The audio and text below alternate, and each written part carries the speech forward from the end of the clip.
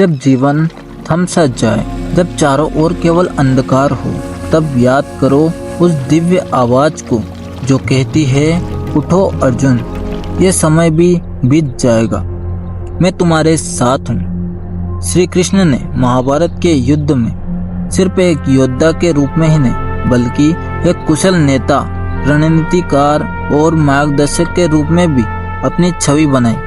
वे जानते थे कि युद्ध जितना बाहरी संघर्ष है, उतना ही आंतरिक मन का भी है। उन्होंने अर्जुन को न केवल युद्ध के लिए तैयार किया, बल्कि उसे अपने भय, संदेह और मानसिक भ्रम से भी उबार दिया। यह हमें सिखाता है कि जीवन में जो भी चुनौती आए, हमें केवल बाहरी मुकाबले की तैयारी ही नहीं करनी चाहिए, बल्कि अपने मन की शक्तियों को भी मजबूत करना चाहिए। मन के भय और उलझनों को दूर कर हम किसी भी संकट का सामना कर सकते हैं। संकटों को अवसर में बदलने की कला।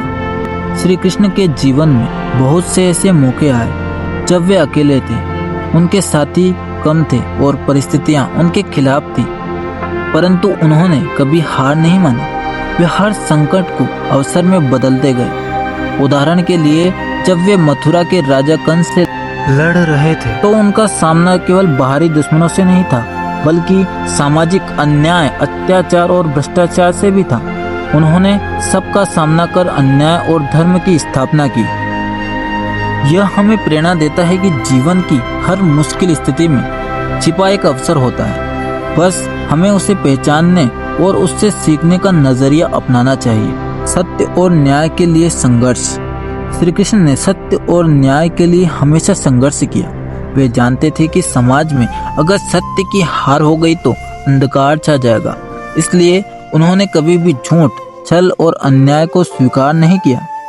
आज का समाज कई बार अधर्म के आगे झुक जाता है, लेकिन हमें श्री कृष्ण से सीखना चाहिए कि न्याय की लड़ाई कभी छोटी या बड़ी नहीं होती है। हमें हमेशा सही के पक्ष में खड़ा होना चाहिए, चाहे परिस्थितियां कैसी भी हो।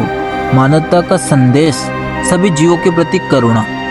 श्री कृष्ण ने सिर्फ इंसानों के लिए नहीं, बल्कि सभी जीवों के लिए करुणा का संदेश दिया।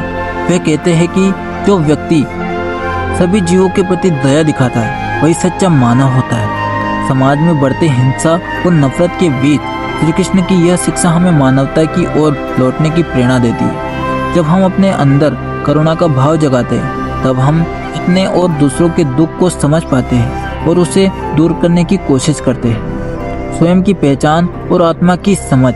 श्री कृष्ण ने भगवत गीता में आत्मा की अमरता और शरीर की नश्वरता की बात कही है।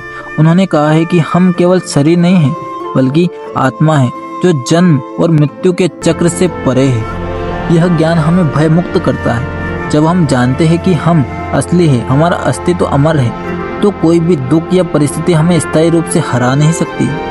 समाज में सामंजस्य और सहयोग का संदेश।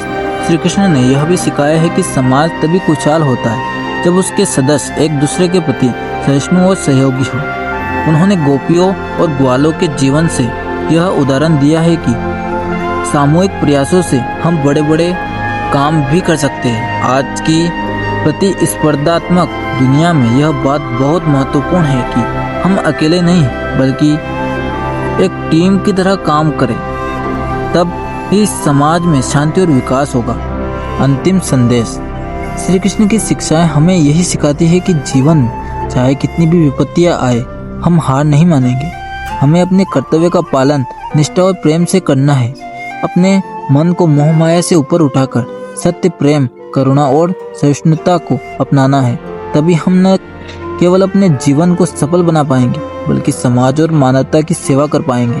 हमारा जीवन एक महाकाव्य है और श्री कृष्ण की गीता हमारी दिशा दिखाती है। आइए हम सब मिलकर उनके इस अमूल्य उपदेशों को अपने जीवन में उतारकर एक ऐसे समाज का निर्माण करें जहां दुख न हो और केवल प्रेम और सहयोग, सुख का वास हो।